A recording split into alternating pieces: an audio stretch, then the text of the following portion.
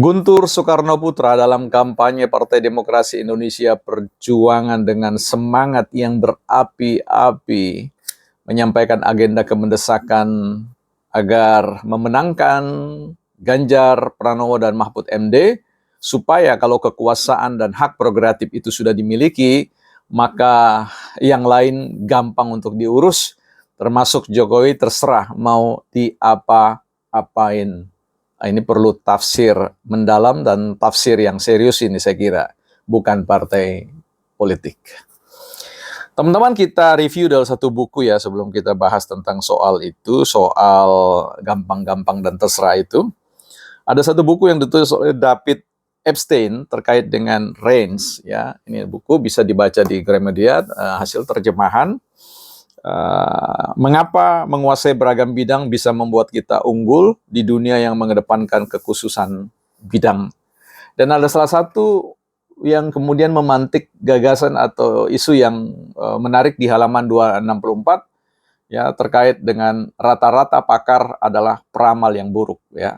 Rata-rata pakar adalah peramal yang buruk. Nah, rata-rata pakar adalah peramal yang buruk. Saya ingin mulai dengan sebuah pepatah yang mengatakan bahwa don't raise your voice but argument. Ya, don't raise your voice but argument.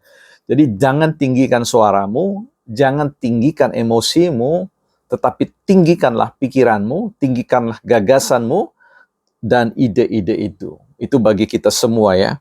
Nah, kalau mencermati tentang perkembangan politik di Indonesia, saya kira apa yang dikatakan oleh David tadi dalam bukunya Range itu ada benarnya ya, bahwa pakar itu peramal yang buruk ya.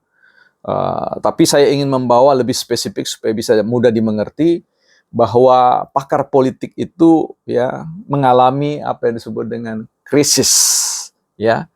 Krisis yang kalau kita rujuk pada teori tentang komunikasi, teori tentang retorika dari Aristoteles terkait dengan logos, etos, dan pathos, maka di sini kelihatan bahwa kebanyakan politisi itu lebih mengedepankan bagaimana ya bisa menarik perhatian orang, apalagi kalau dalam kondisi terluka. Ya, memainkan teori tentang korban, playing victim, untuk mengatakan bahwa kami terluka, ya, sehingga ketika kami terluka, kami akan menyerang, ya, seperti itu.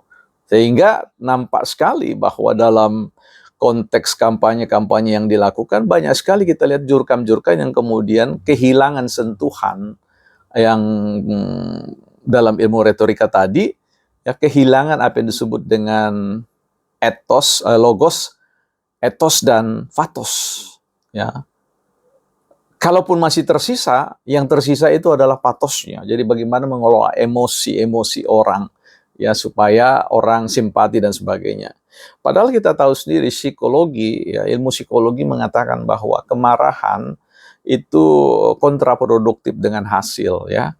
Kemarahan akan menurunkan, mendegradasi kecerdasan seseorang, bahkan menghilangkan nilai-nilai yang etik. Kalau dalam konteks Aristoteles tadi, itu berbicara tentang etosnya. Ya, jadi orang tidak lagi merasakan ada nilai-nilai keluhuran, bagaimana kita menyampaikan sesuatu dan sebagainya. Ya, ini bahkan ketika orang emosional dalam konteks marah, mengumbar kemarahan itu di depan publik, seringkali dia juga kehilangan logosnya, rasionalitasnya, bicara tentang pembuktian-pembuktian, data-datanya, fakta-faktanya, semua menjadi kabur. Yang muncul dan jelas terasa kita rasakan itu adalah hanya sekedar persoalan kemarahan demi kemarahan.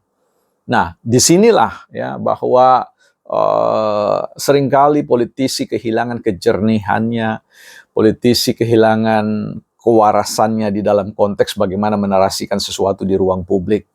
Dan ini yang terjadi, yang berurut-urutan, secara berurutan kita lihat bagaimana misalkan Butet, ya, Mas Butet, ya, menyamakan Jokowi sebagai kucing garong, ya, yang dan juga menyamakan para jurkam yang lain menyamakan Prabowo sebagai Donald Trump, ya. Dan kali ini kita lihat bagaimana narasi ya politisi sekelas Guru Soekarno itu menarasikan bahwa pemenangan Ganjar dan Pramono itu mutlak supaya bisa mengurus dengan kekuasaan dan hak prerogatif itu bisa ngapa-ngapain Jokowi gitu loh, terserah. Ini kan saya katakan ini Jokowi mau diapain ini ya, dan yang lain-lain mungkin termasuk Prabowo dan juga termasuk Gibran dan semua tim-tim pemenangannya. Ini mau diapain ini? Jadi jangan biarkan kemudian publik menafsir ke arah yang negatif ya, karena ketika berbicara terserah itu mencakup hal-hal yang positif termasuk juga hal-hal yang negatif. Saya kira respon kita, apresiasi kita terhadap kepala negara itu ya harusnya betul-betul dikedepankan. Persoalan kita setuju atau tidak setuju dengan performa beliau dan sebagainya itu lain soal.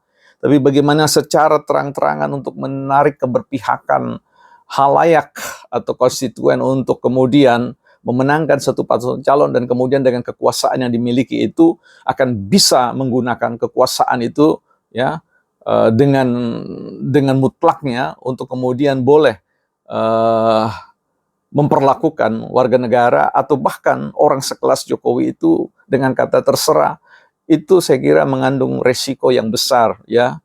Saya kira pendidikan politik yang seperti ini yang kehilangan logos dan etos itu perlu direm, perlu diluruskan kembali, perlu dijinakkan kembali agar supaya betul-betul yang namanya pesta demokrasi itu betul-betul kita nikmati. Kita tidak punya kekhawatiran, ketakutan ketika harus berseberangan dengan paslon yang lain.